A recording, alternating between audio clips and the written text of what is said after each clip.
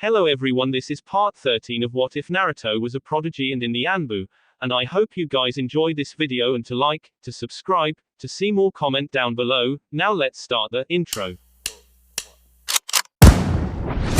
call me a god. They call me a god. They call me a god. The Chunin exams, while displaying the skills and merits of the aspiring genin, had absolutely nothing to do with promotion. The shinobi workforce was far too large to display every genin who wanted the rank of Chunin at the exams. Most Chunin were promoted internally, especially those who worked in areas that didn't require a lot of field work. There was no point to show off a Chunin slated for accounting work at the treasury. Plus, those shinobi tended to be rather lackluster anyway. They met the minimum physical requirements for the job, and there was mandatory training sessions every month to keep their skills honed, but they were never going to be a terrifying presence on the battlefield. No, the Chunin exams wasn't about the promotions. It was a huge public relations spectacle put on by the great villages to encourage clients to come to them, discourage clients to go to rival villages, and prove the strength and fortitude of the upcoming generation of shinobi. Naruto wasn't sure that the rookie genin he spent all of yesterday training were up to it. Still, by the end of the day they had marginally improved, especially in their communication with each other and their teamwork. There were a few rough gems in them as well. Uchiha Sasuke had quite a bit of talent, Konohamaru had his grandfather's stubbornness, Orochimaru was very shrewd and had a keen mind, and Aburame Shino had exceptional abilities in stealth. Some of the substitutions and bug clone techniques that the quiet boy used had been exceptional, and Naruto had even had some trouble seeing through them. Perhaps they would pull through. Perhaps not. Time would tell. At that moment, Uzumaki Naruto sat in a small amphitheater with a mega squadron. The 25-man Anbu combat platoon was waiting for its current captain, Bird, to lead the briefing. Per the Hokage's request, Naruto had been assigned to the platoon for the upcoming mission. He sat there patiently, aware of the discreet glances that were being thrown his way. The Anbu were close, and nobody liked an intruder barging their way in. Still, Naruto was a familiar presence to all Anbu, and as such there wasn't much hostility behind the looks. There was a flicker of shadow underneath the door, somebody standing in the path of the light, and a woman with a badger mask stood. "Rise," she intoned quietly. All chatter ceased and chairs scraped on the grounders, as one, Omega platoon rose from their seats and stood at attention. The door opened and Bird walked in, donned in his white Anbu cloak. He nodded once and Badger made a motion with her hand. Naruto, along with the rest of the Anbu, took their seats, while Badger began passing out mission packs. "Good morning," Bird said quietly. His mask swept across the room, and somehow Naruto knew that the man had lingered on him longer than he had anybody else. "For the duration of this mission, Ferret has been attached to our platoon. For those who don't remember, he's the sucker who shouted us all dinner after getting his ass handed to him by Hokage-sama." There were snickers at that, and Naruto grimaced. Right, Omega platoon had been his opponents on a series of war games run between the different Anbu combat platoons. If he recalled correctly, Naruto had been supported by Epsilon platoon and had handily gotten his ass kicked by the 3rd Hokage. "We've picked up a fun mission, guys," Bird continued. He picked up a mission packet. Refer to Appendix 1A. "We'll be running search and retrieval on Training Ground 44, which has been allocated for today's Chunin exams. After 24 hours, Delta Platoon will be replacing us. We'll be using Grid Sector 4A for our base of operations. Our mission is simple. We'll run patrols through the forest, discreetly monitoring the genin teams within it. There is to be no interaction with them at all. Doing so will cost you your mask. You stay back and you watch. That's it. Should any of the genin die, you are to retrieve their bodies and bring them back to HQ. Somebody from Recon will take them from there back to the Jonin captains. Make sure they sign off on it before they take the body. I want a clear chain of custody. Nobody wants to be accused of breaking the non-interference policy." Bird paused, and his mask gleamed as it made a slow, deliberate sweep across the room. "I don't care if it's your mother getting killed down there," he said quietly. "Your orders are to stay put and wait until the fight is over before you make a move. The impartiality of the Chunin exams must remain intact.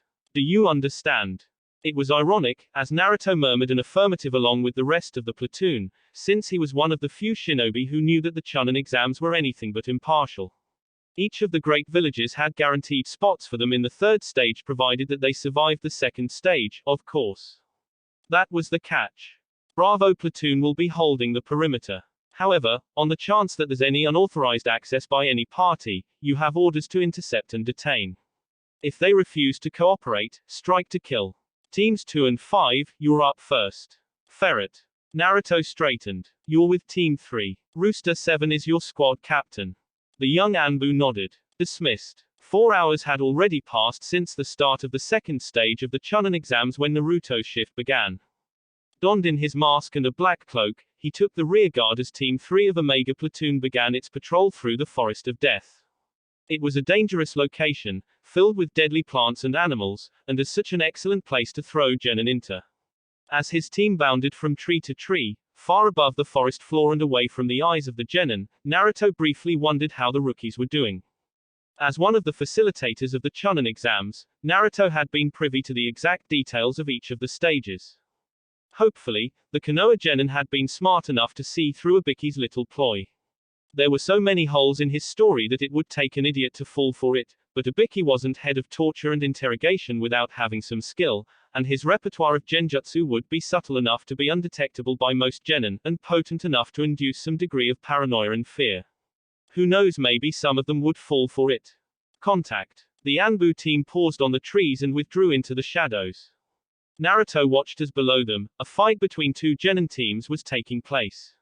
It was a team from Omegakure, who had been unfortunate enough to come across the team from Suna.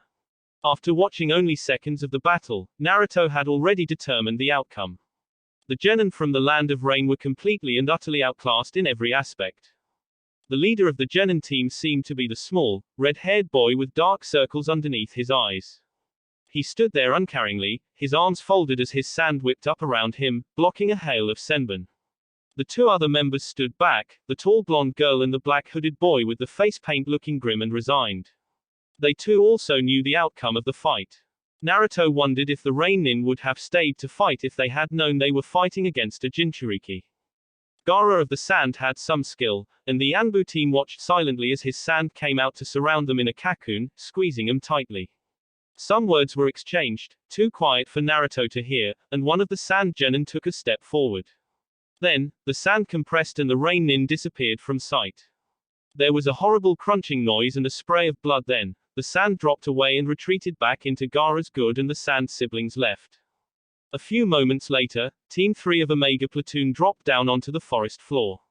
Eyeing the mangled remains of the genin, Naruto watched as Rooster pulled out a sealing scroll and carefully gathered the remains of the foreign genin. The young Anbu stared at the path that the sand genin had taken, and could only hope that none of the teams from Konoha encountered them. None of them would be able to stand up to a Jinchuriki, not at the level they were at. Sometime later, after depositing their scroll with the recon team and having a 2-hour break, Team 3 was on their second patrol of the forest. They flitted from tree to tree, occasionally stopping to trail after a team of genin. There was one fight between a team from Iwa and a team from Kumo, but after receiving injuries on both sides, each team decided to retreat with no casualties. Halfway through their patrol, however, they came across the first genin team they had seen from Konoha, and Naruto watched almost fondly as Uchiha Sasuke, Sarutobi Konohamaru and Haruno Sakura darted through the trees. They all seemed to be fine, although Konohamaru was sporting a small bruise on his face, and Naruto let out a quiet sigh of relief. A weight lifted off his shoulders, one he didn't even know he had been carrying. Then, it came back again as Rooster lifted up his hand, making a sign. Contact, ahead 2 clicks, ambush position. Naruto clenched his fists but otherwise remained still. His orders had been very clear, there was to be no interference. The third Hokage wouldn't be able to help him if he interfered in any way, even if it was his own grandson that Naruto had saved. He brought his hands up and went through a few signs of his own. Request to observe contact, ambush site. Rooster turned to look at him, and Naruto stared right back. It was hard to tell what was going on behind the other man's mask, but what the squad captain saw in Naruto was enough to satisfy him, and he nodded. Naruto felt a swell of gratefulness, and followed after Team 3 as they shadowed Sasuke, Sakura and Konohamaru. None of them seemed to register the upcoming contact at first, but the closer they got the more obvious the presence became. Naruto frowned behind his mask at that. The way the contact was revealing themselves was almost deliberate, as if they were testing the reactions of the genin. Eventually, Sasuke paused and the genin stared out into the darkness. They stood on the edge of a thick branch, watching cautiously, and an ominous chuckle filled the air. From the shadows came a tall, lanky genin wearing a veil. A gleaming headband adorned his forehead, and on that was the sign of Kasagakure. His eyes were brown, but there was a certain level of malice in there, and for a split second, Naruto shivered. There was something about that genin. He didn't know what, but he didn't like it. He suddenly got the impression that Sasuke, Konohamaru and Sakura were completely out of the depth with this one. Hello, the Chunin greeted. He smiled widely, his lips stretching far past where they should have stopped, and a long tongue snaked out of his mouth. The Chunin licked his lips with obvious relish. I have something that you want. Sasuke seemed to have taken charge, and he took a step forward. There was no obvious fear on his face, and his voice was level and calm. Your scroll, he said, give it to us. Oh, the Chunin chuckled, a grating sound that filled the air and echoed all around them. He reached behind his back and pulled out a scroll. Is this what you're looking for? Sasuke clenched his fists, and his Sharingan blazed. Naruto silently applauded the boy's actions. He could obviously tell something was wrong, and had already begun searching for traps. Behind him, Konohamaru huffed and Sakura carefully reached for a kunai. Well, if you want it, then you'll have to get it, the Chunin chuckled. But first. In a quick, deft movement, the Chunin shoved the scroll in his mouth and craned his head back. To the genin's obvious shock, he swallowed the whole object with apparent ease, and smacked his lips once he was done. For the first time, Sasuke looked a little uneasy. Then it happened. The air was suddenly rippling with a terrible pressure. It bore down on the genin and the observing Anbu team, and a terrifying intent struck them all at once. The genin were frozen, their mouths open, while the Anbu quickly shrugged off the effects. Naruto clenched his fists. There was something about that pressure, the way that Chunin had projected his intent. A cacophony of noise of sound struck his mind, and Naruto flinched.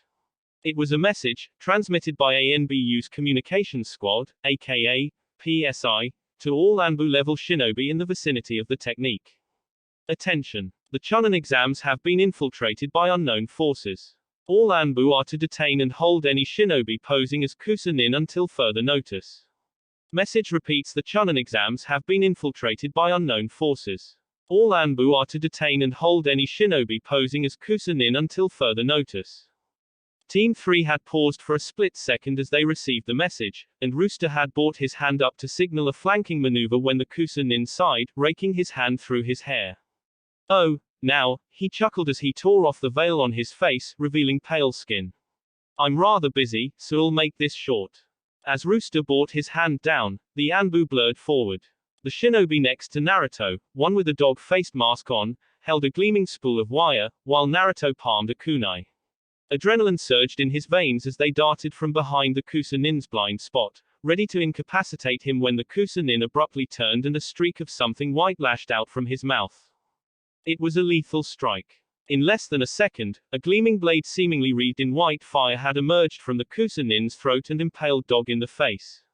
Mask cracking and muscles loosening, Dog was dead in an instant, and the blade retracted just as quick as it had come as the force of the blow halted Dog's advance and sent him flying backwards. At the same time, the man's hands blurred and he threw out a streak of ethereal blue light from his hands. It was beautiful. It was the most beautiful thing that Naruto had ever seen. The light beckoned him, called him closer, and Naruto slowed, pausing to stare at it. The voices of 1,000 angels sang in his ears and the nectar of the heavens fell upon his tongue, dazzling him with its brilliance. His eyes were drawn to the divine light as a starving man was drawn to food. In a daze, Naruto watched as Rooster halted his own advance and let the beautiful light approach him. The man's arms swung open and he moved to embrace him, but the streak of ethereal light went through him, taking most of his torso with it. Release. Naruto sent a surge of potent chakra through his veins and break the genjutsu's hold on him. He staggered, and then rushed forward. A tap on the back was all it took to release the last of the Anbu, the rest having freed themselves, and as Naruto hurled a series of explosive tags forward, they used the smoke and fire to fall back into the trees. In less than 5 seconds, squad cohesiveness had been lost, and they were in disarray. Signal, Naruto signed. Deer formed a quick series of signs and lifted his hand. A glowing orb of crackling yellow light erupted up into the sky, but then a streak of fire intercepted it and it exploded before it could move past the foliage, enveloping the entire area below it with light. The Chunin strode from the area of the explosive tags looking dirty but otherwise unconcerned. The smile on his face was mocking, and his yellow eyes were cruel. Frog, trap, ferret, long-range ninjutsu support, tiger, close combat, I will assist, advance, Deer signed, taking command. Naruto and Frog darted back as Tiger and Deer advanced. As they did so, Tiger made a series of signs and clasped his arm and a cloud of smoke enveloped it. When it dissipated, Tiger was holding a sword, a short, squat thing with was as wide across as Naruto was. Tiger swung it like a hammer, while Deer came from the side with a devastating kick. With apparent ease, the Chunin opened his mouth and blocked the momentum of the giant sword with the thin blade that emerged from his mouth, while at the same time parrying Deer's kick. He whirled around, his blade scraping alongside Tiger's and producing a shower of sparks, while launching his own kick at Deer. Deer blocked with both arms, but he grunted as he was pushed back by the power of it. As Tiger jumped back, Naruto made a series of hand seals and tossed a kunai up into the air. Kunai shadow clone technique. One kunai became hundreds and they rocketed to the ground with deadly force. The Chunin's hands blurred and suddenly a huge gust filled the area, whipping through the kunai and dispelling most of them by the sheer force behind the howling wind technique, whilst halting Deer and Tiger's advance. Then, the Chunin made a series of hand seals and slammed his hand on the ground just as tendrils of shadows launched at him from all sides. As Frog attempted to bind the imposter with his shadow technique, the branch beneath him rumbled. With his hands on the ground, the Anbu was completely vulnerable as a giant serpent smashed through the branch from underneath him and lunged at him. It caught him on one of its giant fangs and flicked its scaly head, hurling him into a tree.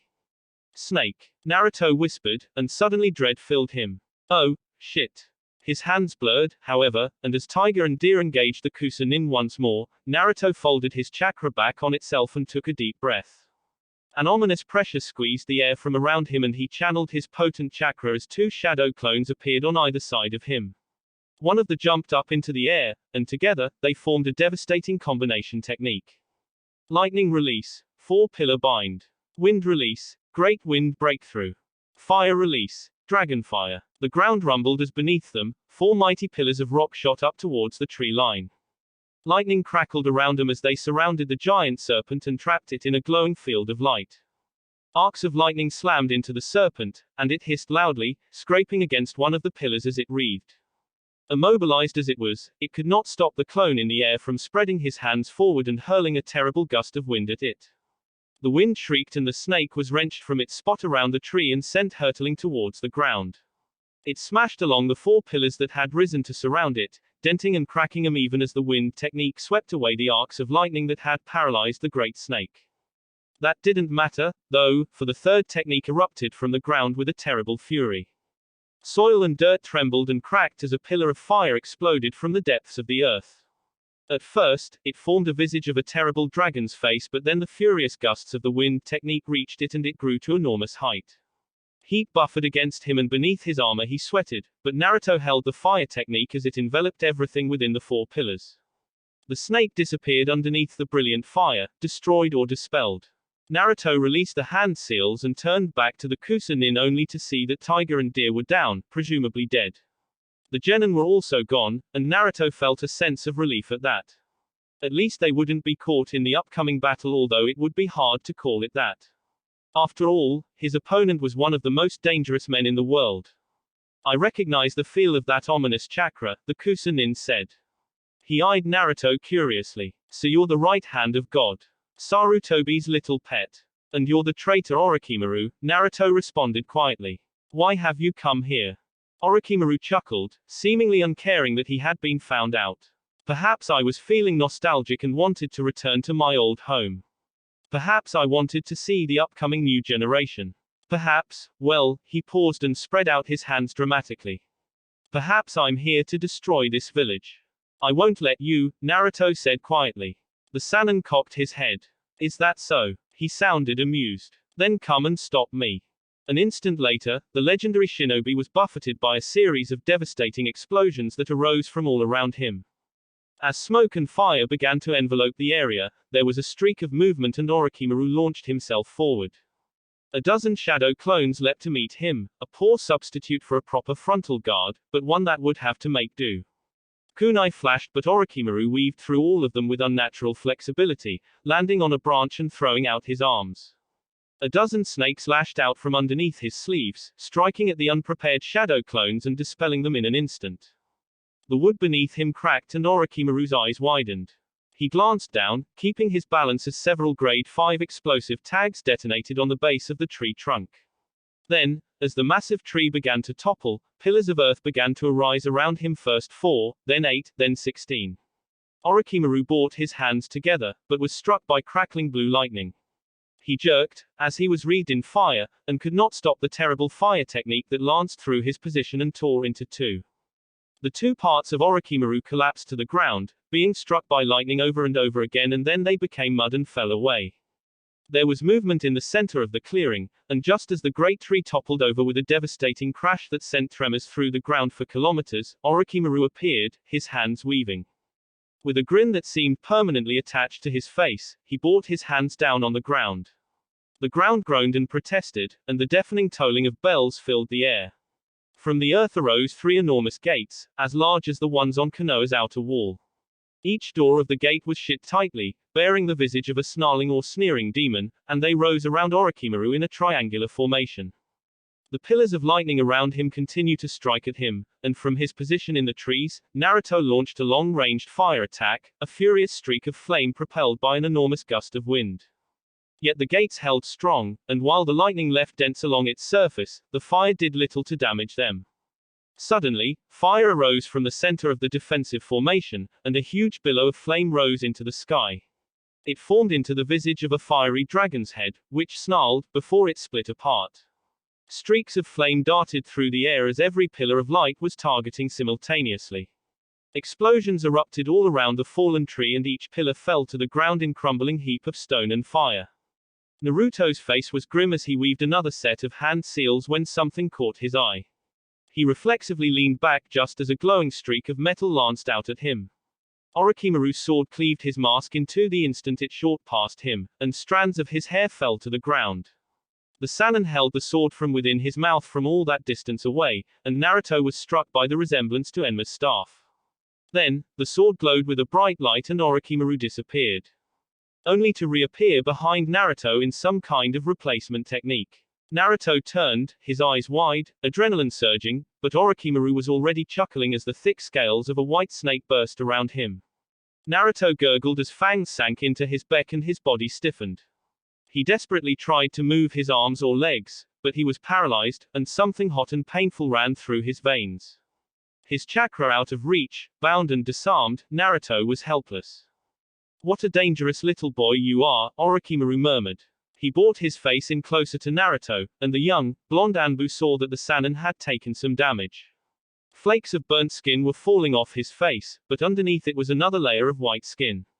As Orochimaru came closer, Naruto's paralyzed eyes could see that skin seemed to be made from rows and rows of little white scales. "Dangerous," Orochimaru continued, and stroked Naruto's cheek. The very touch of the man sent a twitch through Naruto's body. "Interesting, yes, but very dangerous. You could be powerful. I might have to dispose of you." "Ah, yeah, I don't think so," came an unknown voice. Naruto hadn't seen or sensed anybody approaching, and judging by the way Orochimaru's body abruptly went still, neither had the Sannin. Then, with a chuckle, he leaned back from Naruto and glanced up at the tree. The snake around Naruto helpfully shifted as well, allowing Naruto to look at the newcomer. His unblinking eyes were beginning to sting and water, but he made out a blurry form, with a smudge of orange where the face should be. Wait, orange. He'd met somebody like that before. More annoyances, Orochimaru hissed, sounding annoyed. "Have you come to die, then?" A terrible pressure filled the air, and even though it wasn't directed at him, Naruto could feel the weight of it bear down on him, making him want to sink into the ground and disappear. Chakra began to seep around his form, and the very air around Orochimaru was shimmering. Tension filled the air, and the Sannin's muscles were coiling when suddenly the man laughed, seemingly unaffected. "How theatrical you are," the man said cheerfully. "No, I've actually come to give you a message." Oh, Orochimaru lifted an eyebrow. Pray tell, what message could be so important that? The man on the branch above them tilted, and from beneath the orange smudge that Naruto's unblinking eyes could make out came a flash of red. Orochimaru paused, and he was close enough to Naruto for the blonde Anbu to see that the Sannin had gone completely still. What's more, his mocking smile was gone and he suddenly looked very serious. Well now, Orochimaru said quietly. Who could you be? You're not him, I can tell that, but, a survivor. Or perhaps, no, not perhaps, you must definitely be from that organization. Here's the message. The man said cheerfully. What happened next was hard to Naruto to describe. His unblinking eyes, paralyzed like the rest of his body, could only make out strange ripple-like patterns running through the air. Dark shapes weaved in and out of his vision, and a terrible shriek filled the air, like a wind technique, except different. The world around him went up and down, left and right, in and out, and then he felt a rush of power, not wind, but pure force blow him back. The snake around him hissed and was dispelled, and Naruto was sent hurtling to the ground. He fell from the tree, even as the tree seemed to shrink in on itself. Then, little bits of shadow exploded from it and it rose up, ignoring gravity's pull. The momentum from the fall caused Naruto to spin through the air and he turned around. A dark mass was quickly approaching the ground and Naruto fought against the paralytic poison as best he could. There was a searing heat emanating from the pit of his stomach, and his veins were on fire. His fingers twitched, but could do little else as the ground rushed to meet him, and then he was suddenly in somebody's grasp and his momentum stopped. He gasped, spluttering, as he was unceremoniously dumped on the ground. The noise above him continued on for a little while longer, and then it stopped. There were footsteps, and then the man spoke again. I'll repeat the message again, Orochimaru, the man said quietly, and with deadly intent. Don't touch my stuff. There was no reply, and the man chuckled. The poison was wearing off, and Naruto managed to crane his head upwards. He blinked rapidly, tears running into his dried-out eyes, and peered forward intently. A hazy, blurry orange mask stared down at him, and Naruto felt the shock of a sudden memory strike him. I know you, he tried to say between loose, flabby lips, but his tongue rolled around in his mouth uselessly. Tobi. There was a flash of red light from the orange, and Naruto's eyes were drawn to it. Then, a crimson haze passed across his eyes until it enveloped his vision, and Naruto fell into a deep sleep.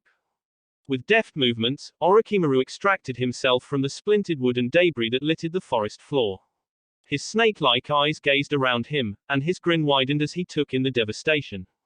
The force of the technique had leveled an entire clearing deep within the forest of death, and all that remained of 100-meter trees were fallen logs and splintered. He chuckled hoarsely, licking his lips as he stood up from amidst the destruction.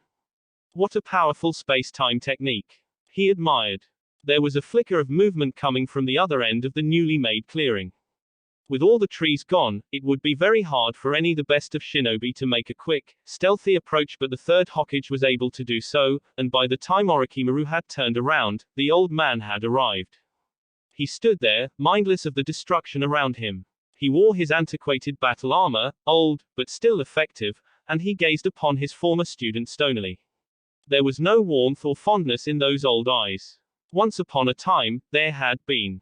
It had been the sole reason that Hiruzen had allowed the traitor Sannin to flee.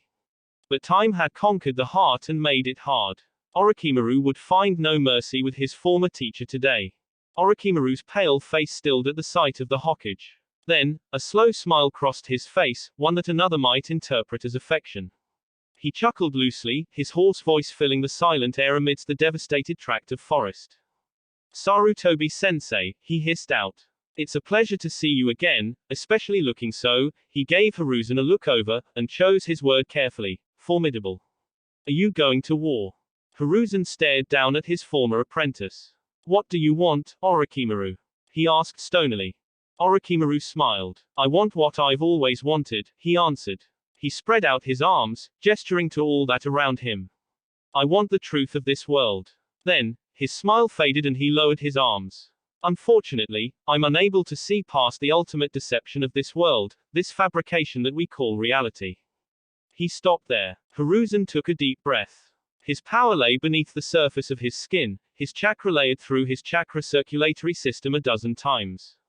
The pressure beneath his skin was immense, and he felt as if his tenketsu would burst at any moment, yet the god of all shinobi suppressed it with well-practiced ease. Even in this world of ours, what you did here was unforgivable, Tobi said quietly. You have much to answer for. I do, Orochimaru confessed, and I am humble enough to admit it. I was mistaken, Tobi-sensei, and for that I apologize. Hiruzen felt a frown wrinkle his forehead. It's unlike you to feel regret, he countered. A wasteful emotion, you once said. I regret the wasted years, Orochimaru admitted. He smiled, and licked his lips with his abnormally long tongue. I regret losing the valuable resource that Konoha was. You see, I was wrong. Orochimaru began pacing, as if he was uncaring of the danger the third Hokage might present to him. He began talking, his flying hands about animatedly. It was my belief that as denizens of this world, we were, in fact, an extension of it. He held up his finger and thumb together. I believed that the truth of the world could be found in each and every single one of us, from the newest born baby to the oldest man, and that each person would possess a singular fraction of that truth. He stopped his pacing, and eyed the Hokage. I was incorrect. In time, I have realized that the truth of the world is not found in the body. I thought that it might be found in the mind. I was wrong. I thought that perhaps it lay within the depths of the soul. Again, I was wrong. Here he shivered, an unbidden and unconscious flinch. Oh, he said, and his voice was barely a whisper, in that, I was terribly, terribly wrong. Orochimaru paused. His eyes were distant, as if there was a terrible memory that was trying to drag him in, but then he shook his head and managed a tight smile. Oh, no, he continued. I've discovered that the truth of the world lies in the power of the world. Our power, our legacy from the sage of the six paths. Hiruzen watched him stonily. Our ninjutsu is the key, the snake Sannin said. He gesticulated wildly. Each ninjutsu, past, present and future, of earth, wind, fire, lightning and water, of wood release and ice release, dust release and lava release, he trailed off. Visibly composing himself, he began again. Each ninjutsu is part of the pattern, a single piece of the enormous jigsaw that is the truth of the world. I need to learn all of these ninjutsu, Tobi-sensei, and if I can put that jigsaw back together, a blissful smile crossed the traitor's face. I have no interest in your delusional ramblings, Hiruzen said a minute later, when it became apparent that Orochimaru had become lost in his thoughts. Orochimaru grinned. You stupid, old man, he said, almost fondly. One man's delusion is another man's reality. And the reality of that man is the delusion of 1,000 others, Hiruzen countered. This truth that you seek bears no relevance to this world. Perhaps, Orochimaru conceded. Nonetheless, I will force it out from the false reality we call life. I will discover it for the sake of discovering it, and then I will be content. He paused, and a deathly silence fell over the former battlefield. Both shinobi knew that a fight was pointless, and Orochimaru was content to speak provided that the Hokage were to listen. After a few moments, the snake Sannin spoke again. You know, I thought about destroying this place, he mentioned conversationally. He smiled fondly. I was going to destroy the entire village, put every last man, woman and child to the sword. In the end, though, I decided against it. Oh, Tobi smiled tightly. Again, you display some curious attributes today, Orochimaru. It's quite unlike you to be patriotic. Do you miss your former home? A little, Orochimaru admitted. But that was not why I made my decision. No, I had noticed that the great windmill of change had stalled in these lands. It needed to be spun again. Konoha's destruction would have provided the power for that spin, but ultimately it remained unnecessary. The Uzumaki and his army of flying shinobi did it for me. Hiruzen's eyes narrowed. There was a tantalizing thread of information in there, just a little hint of a suggestion that the Hokage did not like. Orochimaru let out a hoarse chuckle. Even after I led the armies of Konoha to their homes and destroyed them, who knew that the Sky Nin would survive the purge? Hiruzen harumphed. You did a piss-poor job, he criticized. Orochimaru shrugged carelessly. There were some children, and I was somewhat sentimental at the time. Still, even my mistakes proved fortunate in the end. Hiruzen had sensed them coming, and they had finally arrived. In a blur of movement, 3 men in beige cloaks around him. The Anbu commander and 2 Anbu captains had arrived. Along with a cage, they made for a formidable force, even against somebody like Orochimaru. Nonetheless, the Hokage raised his hand to halt them. There is no point, he said, and he pointed at Snake Sanin, who smiled. That is not the real Orochimaru. He has been gone for a long time now. Oh, Orochimaru chuckled. You noticed. It's a very curious adaptation of the Earth clone technique, Sarutobi admitted. He smiled thinly. And for you to project your mind into it while fleeing at the same time over such a distance is quite impressive.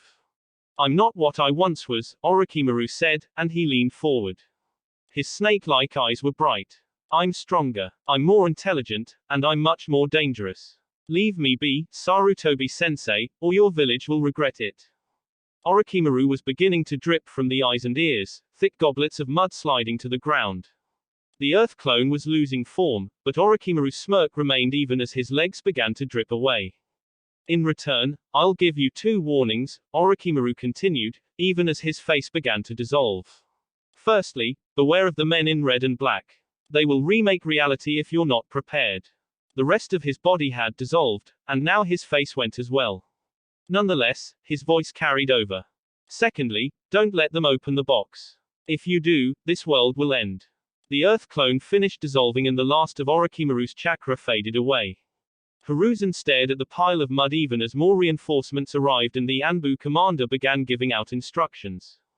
His student had become an interesting person.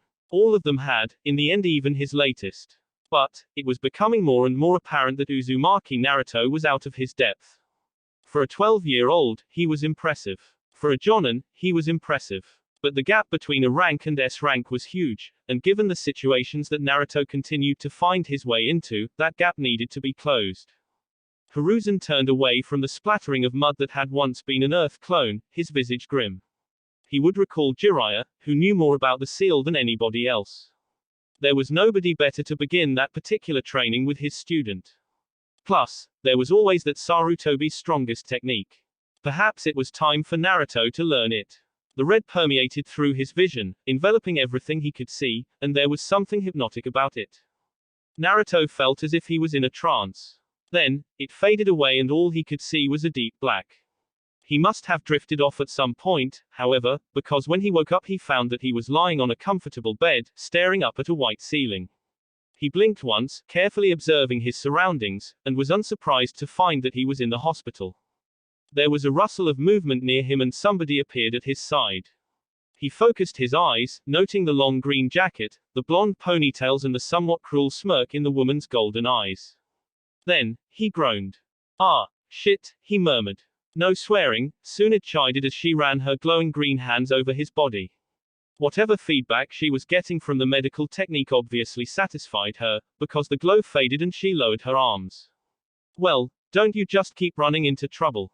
I don't go looking for it, Naruto deadpanned as he sat up.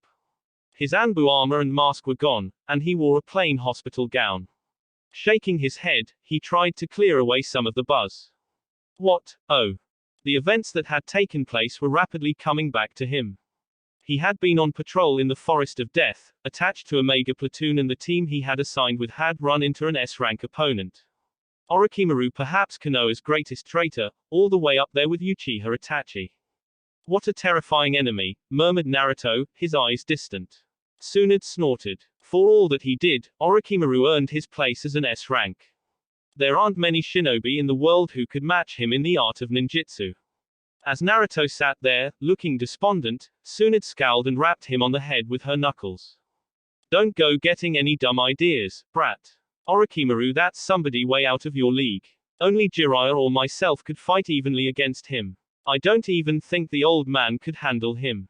Oh, well, that remains to be seen, spoke a wizened old voice from the other side of the room. Tsunade rolled her eyes and moved around the bed, allowing Naruto to see the third Hokage standing in the doorway. The old man was dressed in his ceremonial robes and was sporting a pipe, which he fingered absently as he strolled through the door. Naruto always had trouble getting read on Sarutobi, but at the moment there was absolutely nothing behind those dark, fathomless eyes. Whether Sarutobi was angry, or annoyed, or saddened by his former student's behavior, Naruto couldn't tell. Personally, I believe that I could give Orochimaru a run for his money, Sarutobi continued. He cast a piercing eye on Naruto. Although it's apparent that you could not. Naruto remained stone-faced at slight, but on the other side of him Tsunade bristled and placed a hand on his shoulder. Naruto almost jerked out of her grasp from reflex, remembering the last time that Tsunade had laid even a finger on him, but her touch was comforting and reassuring. I don't think there are many shinobi who could, especially at his age, the Senju princess counted coolly. I couldn't have when I was 12, nor could Jiraiya, Hitaki Sakumo, and Namikaze Minato. The fact that Naruto is even alive is a miracle in itself. There was somebody else there, Naruto murmured. Both Sarutobi and Tsunade turned to look at him. Naruto was frowning, trying to piece together his fragmented memories, but every time he tried to do so a twitch of pain and a flash of red would envelop his vision. Nonetheless, he pushed on. It was a Leaf Nin, somebody I've met once before, the blonde Anbu continued. He had a mask.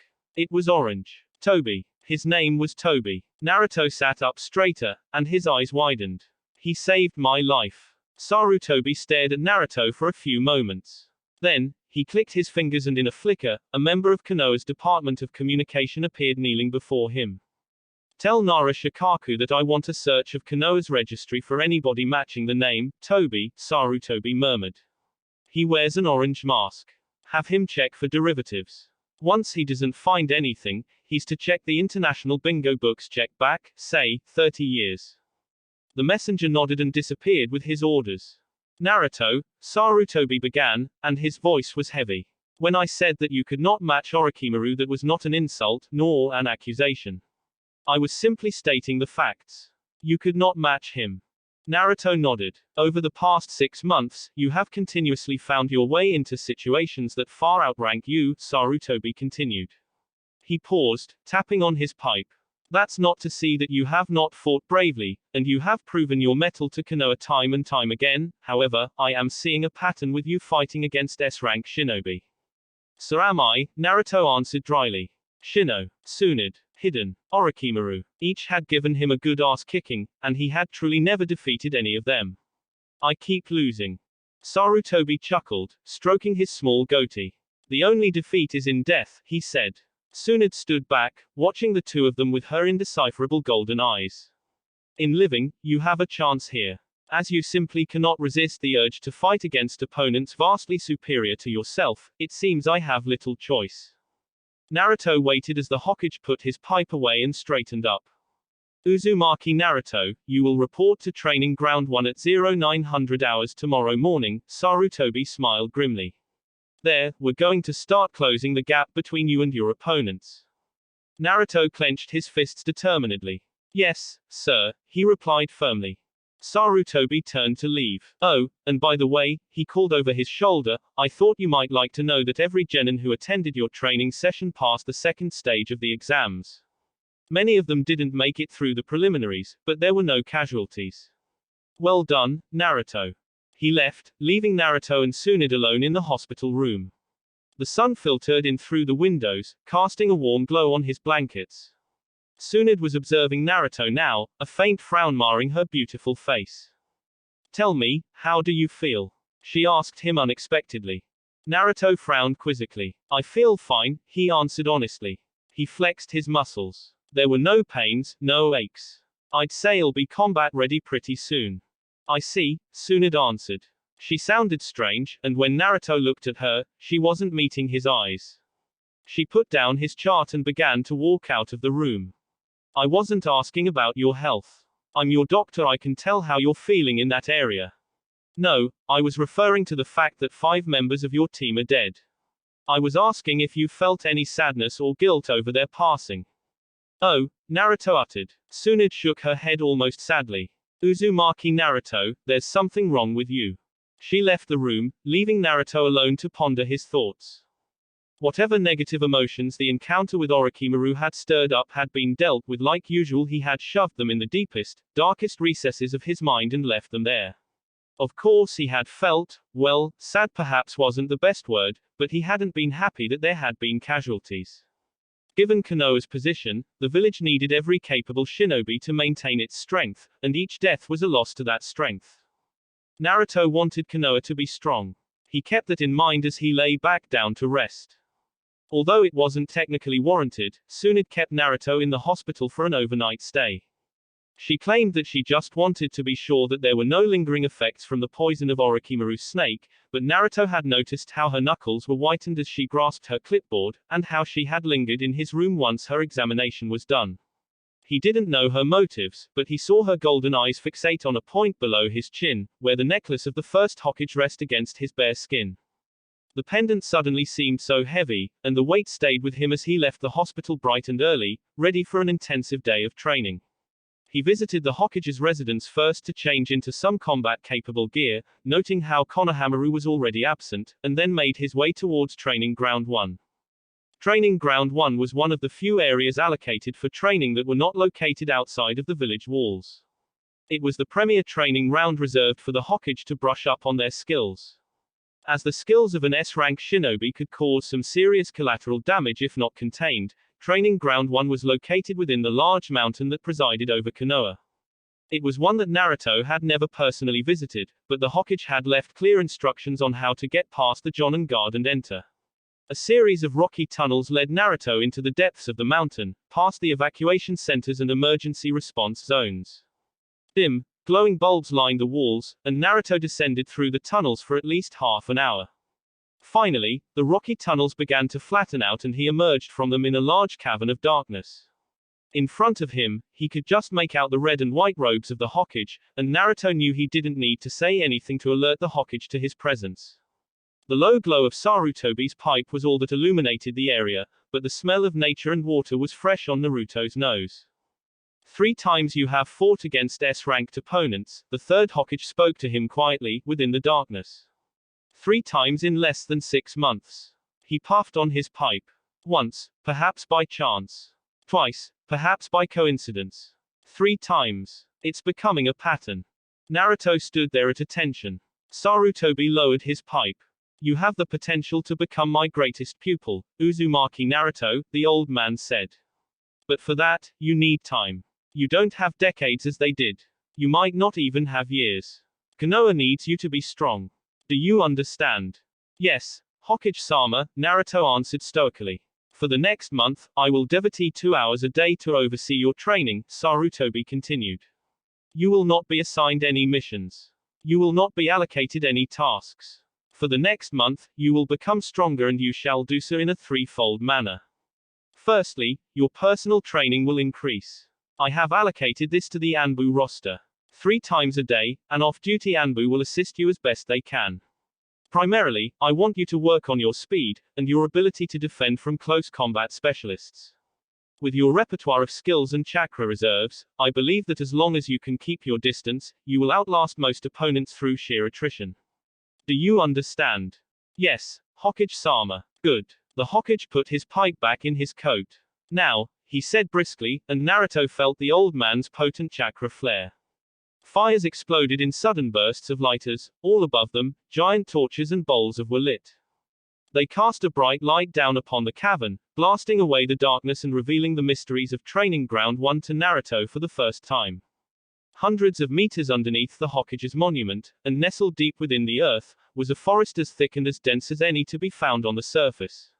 Thick tree trunks soared up, the foliage brushing against the rocky ceiling of the cavern.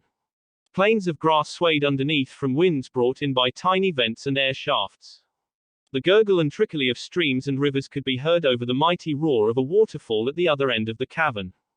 What were especially noticeable, however, were the large craters and pockmarks that decorated the surface of the ground. Some were overgrown with weeds and grass, barely noticeable, but others were fresher, more recent. They were deep, too, giant scars on the ground that had been carved out through sheer force and power.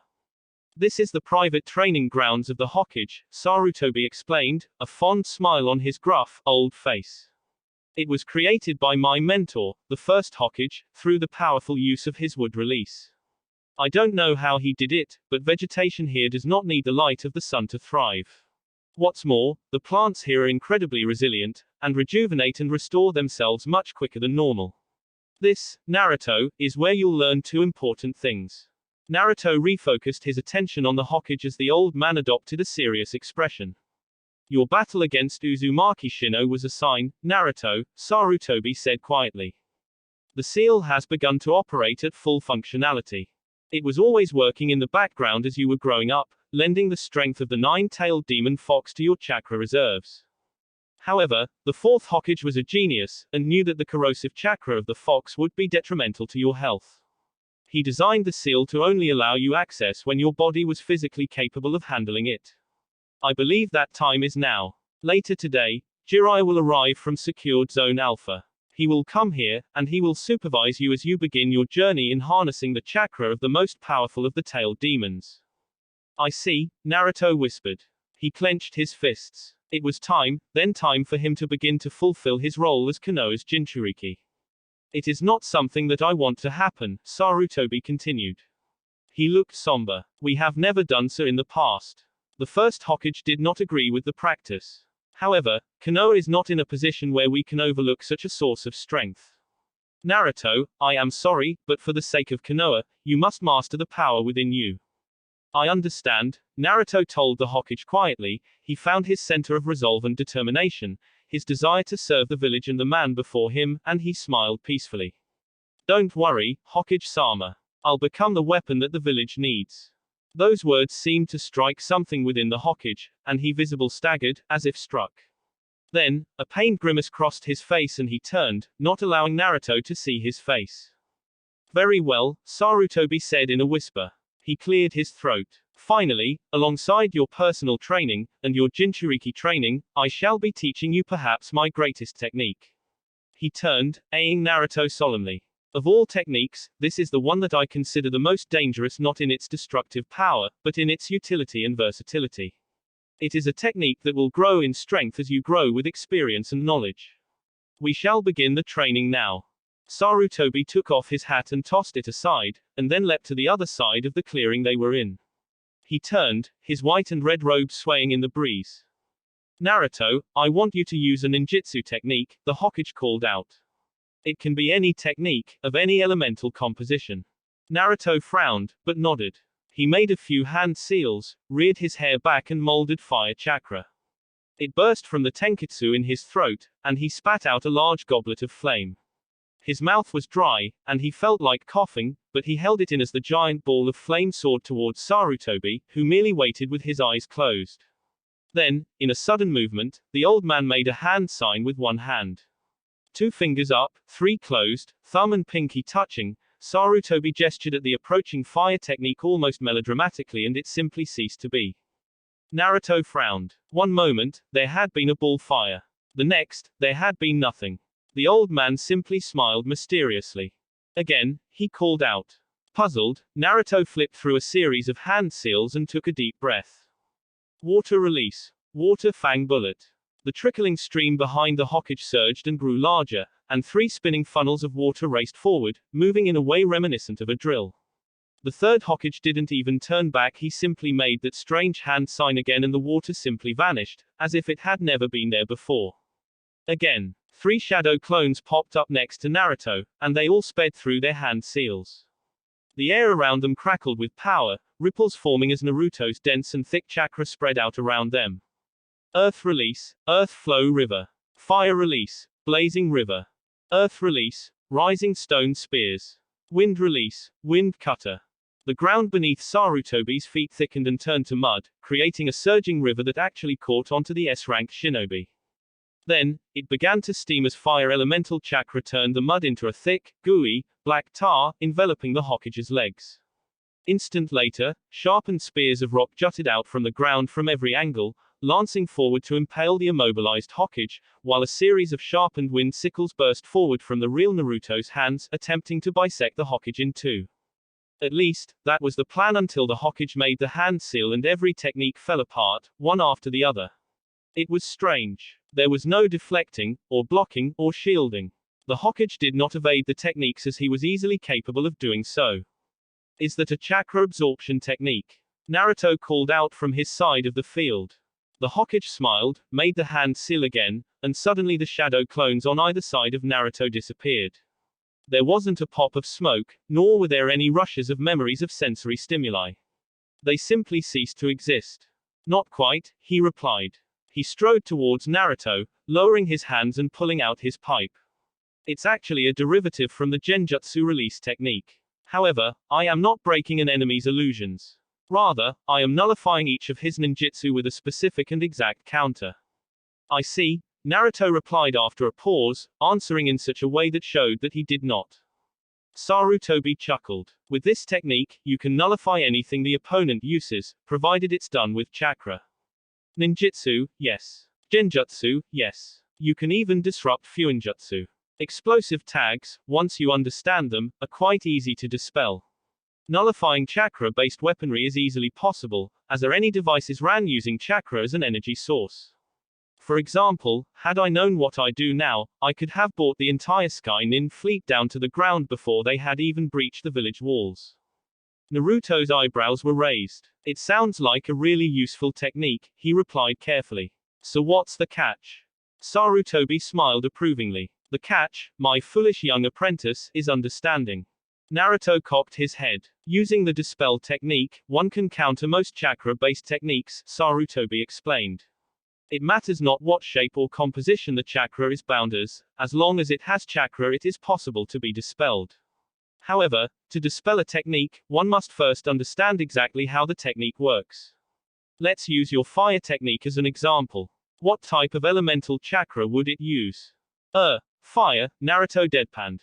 Good, Sarutobi said, stroking his goatee. I'm so very happy that you were able to tell that a fire technique is made from fire elemental chakra, so easily, and with such sarcasm. Good for you. Naruto stiffened, and dipped his head apologetically. So the fire technique used fire elemental chakra, Sarutobi continued. He began to walk, prompting Naruto to trail after him, and they strolled through the grassy fields, shadowed underneath the giant trees that scraped the ceiling of the cavern. Now, I want you to pick a number. 86.5, Naruto responded immediately. Idiot. Sarutobi thundered, and clipped him around the head. He sniffed, drawing himself up. A sensible number. Fine. 3. Naruto answered, rubbing his poor head. Ah, right then, Sarutobi spoke up. They came to the stream and continued walking over it, doing so reflexively. So we'll pretend that the fire technique was composed from 3 parts of fire elemental chakra, held together by shape manipulation to form a sphere. If you want to dispel that technique, you would need to form the exact quantity of chakra only, the direct opposite in nature manipulation. Direct opposite, so, water elemental chakra. Sarutobi shook his head. An easy mistake to make, but no. He held out his hands. If you add water to fire, you may put out the fire, but in doing so you create steam. The same idea applies to elemental chakra. Water and fire are opposing forces, but water is not the inverse of fire. No, to dispel the flame, you would need to apply -3 fire elemental chakra to the +3 elemental chakra. -3 and a +3 make a 0. Equilibrium has been reached. The technique is dispelled. Negative elemental chakra. Naruto repeated. He frowned, looking puzzled. What's that? A theoretical application of chakra that only researchers and scientists have ever had a use for, Sarutobi replied. He smiled somewhat grimly. It was deemed useless, it had absolutely no effect on the physical world around it. Nonetheless, when used properly, you can nullify the technique of any opponent. Provided, of course, you know how it works. For if I had used -4 fire elemental chakra to counteract your +3, the dispel would have failed and I would be sporting some rather sooty robes. It's why I couldn't bring down the Skynin as they attacked. While I had a general idea of how the devices worked, I did not truly understand how to counter them. Naruto must have looked confused as he felt, because Sarutobi chuckled and clapped him on the shoulder. Do not worry, Naruto. It took me decades to understand this technique to the best of the ability. It's this ability that led me to master every technique that Konoha had so that I could understand them, and dispel them. For now, we'll start easy. He let go of Naruto's shoulders and pointed at a clump of trees. I will show you how to invert your chakra so that you can produce negative chakra, the third Hokage said. Then, I shall stand over there and use techniques on you. You are not allowed to move. You are not allowed to use any hand seals but the one I show you. The only way you can stop the attack is by dispelling it. Do you understand? No, Naruto replied honestly. But I think my ignorance is really going to hurt. Naruto was right, it did hurt. For the next couple of hours, he stood there, unable to dodge or block any of the ninjutsu that Sarutobi targeting at him. From balls of fire, jets of water and gushes of wind, Naruto was bombarded with countless low-rank ninjutsu. However, they were all ninjutsu he knew, and using the hand seal and molding the chakra how the Hokage had shown him, which, in itself, was entirely odd, not painful, but just odd. Naruto felt as if he was making some progress. It was with vigor and determination that he gestured at the latest ninjutsu, a river of mud, and made the hand seal. Dispel. He channeled his chakra, feeding it back through the tenketsu, inverting it, or attempting to, and channeling it again. There was a strange resonance within his body. It was like he had pulled on the bell string and the initial flare of chakra had been the gong, yet he was attempting to channel the lingering vibrations. Nonetheless, he used this inverted chakra, and willed it into existence as the heart of the river of mud, which was almost upon. There was a strange fizzle.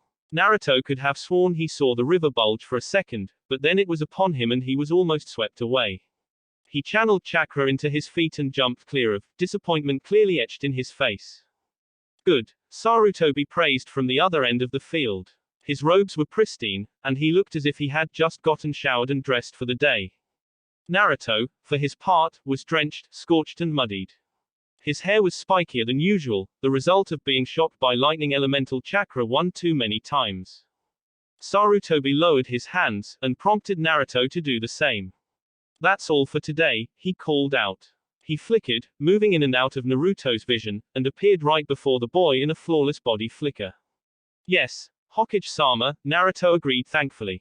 Eat, Tobi ordered, throwing Naruto a ration bar. The young blonde took it, ripping off the wrapper and devouring it gratefully. You'll need your strength for what is to come next. Sir. Naruto cocked his head, his mouth stuffed with the military rations. Tobi shook his head. Jiraiya has arrived, he explained. He will be here shortly.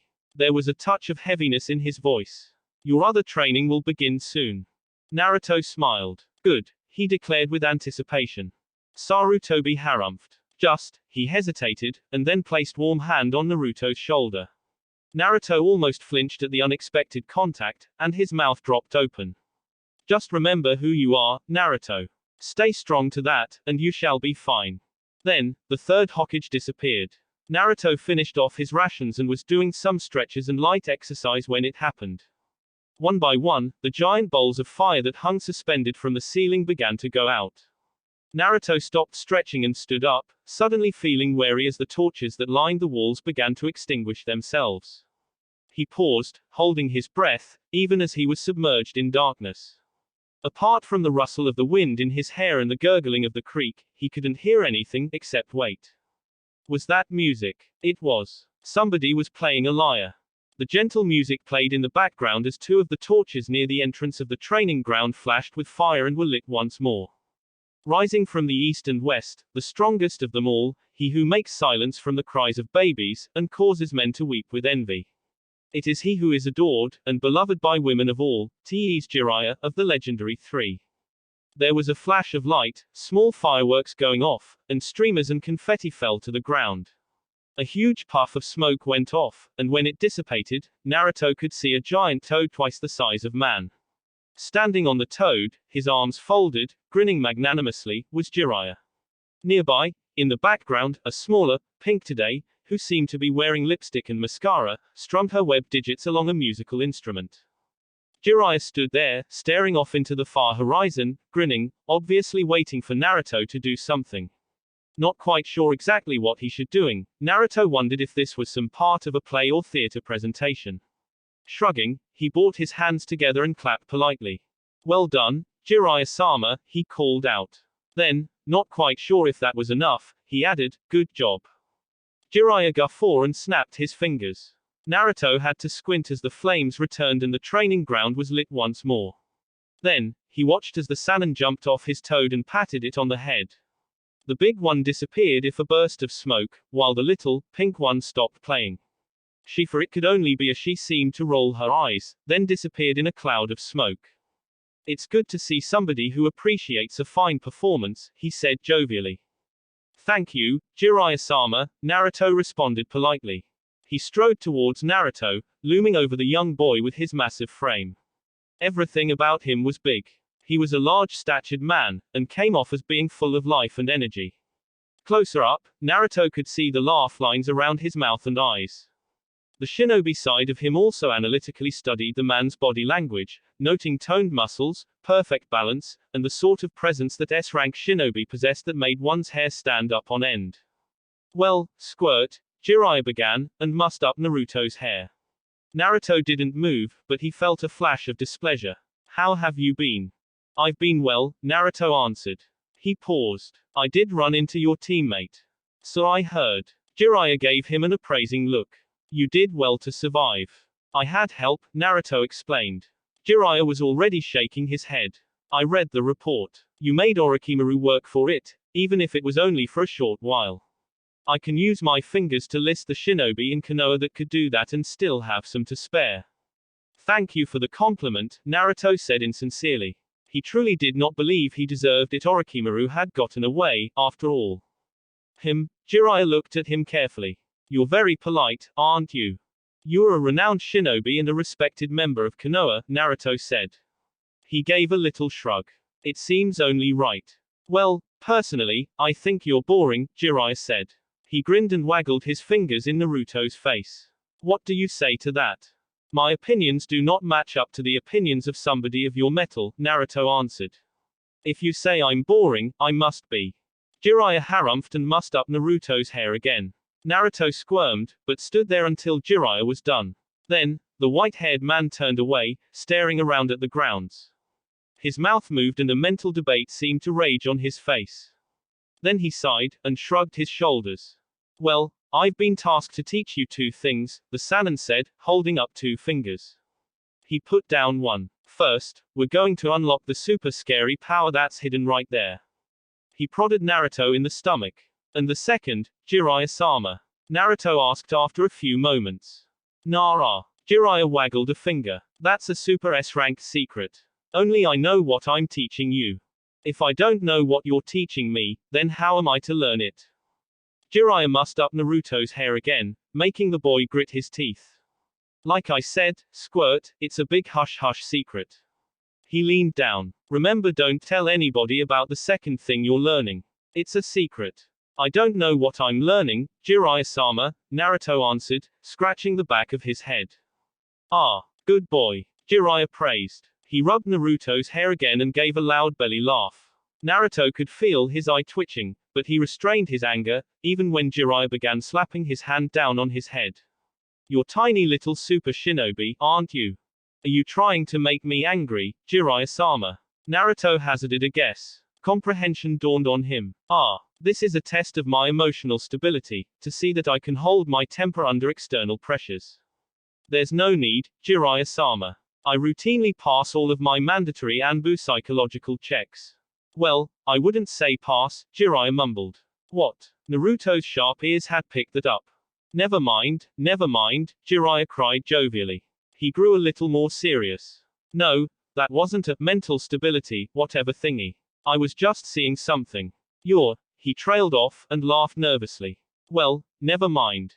Naruto watched as Jiraiya rubbed the back of his head, chuckling nervously to himself. He had only ever met the man once, back when he was debriefed over his actions during the Blitz, and the man had acted with some competence there. Now, though, he thought that Jiraiya was rather strange. Right. Jiraiya clapped his hands. Let's get started. Sit. Naruto sat down on the grass and Jiraiya sat in front of him. The Sannin had lost his cheerful look, and he looked deadly serious. Now, the process to harness the powers of the tailed demon within you is long, arduous and painful. It will require every fiber of your strength to succeed. You cannot hesitate. If you take even a single step out of place, you'll fail, and this will have all been for nothing. The atmosphere was tense, and Naruto could feel his heart racing. This was it. This was the training that would let him stand alongside the giants of the shinobi world. But then Jiraiya spoke again, and the tension was broken. Also, I've been told, Jiraiya leaned back, laughing awkwardly. Truthfully, I have absolutely no idea how to train a Jinchuriki. What? Naruto was confused. It's never been Konoha's practice, squirt, Jiraiya said, and eyed him carefully. The first Hokage didn't approve of it, so the third has never gone through with it. So, we really don't know how a Jinchuriki is trained. We've got some sketchy intelligence from the other great villages, but it's a closely guarded secret, and our ally, Takagaku, doesn't really have a definite strategy either. So, there will be no training. Naruto hazarded a guess, sounding disappointed. Oh, no, we'll just be winging it, Jiraiya said with a chuckle. Konoha might not have any Jinchuriki 101 feet courses, but we have had and still have some pretty good sealing experts. There are some seals that can take you within your mind, so that you can converse with the tailed demon and possibly access their powers. That sounds promising, ow. Naruto was cut off as Jiraiya mussed up his hair. You're 12, he admonished. Stop saying complicated words like promising. That's 3 syllables. It's too complicated. Say something like, encouraging. But that's 4 syllables, Naruto rebutted, gritting his teeth. He glared at the Sannin, before Jiraiya let go of his head and a piece of paper fluttered in front of his eyes. It was yellow, crinkled and old, and it seemed to be attached to his head. Then, his eyes widened, something flashed in his vision, something dark and red, and he was wet and cold, and then he was gone. That will be it for this video. If you want more, comment down below, like, subscribe. And see you guys later.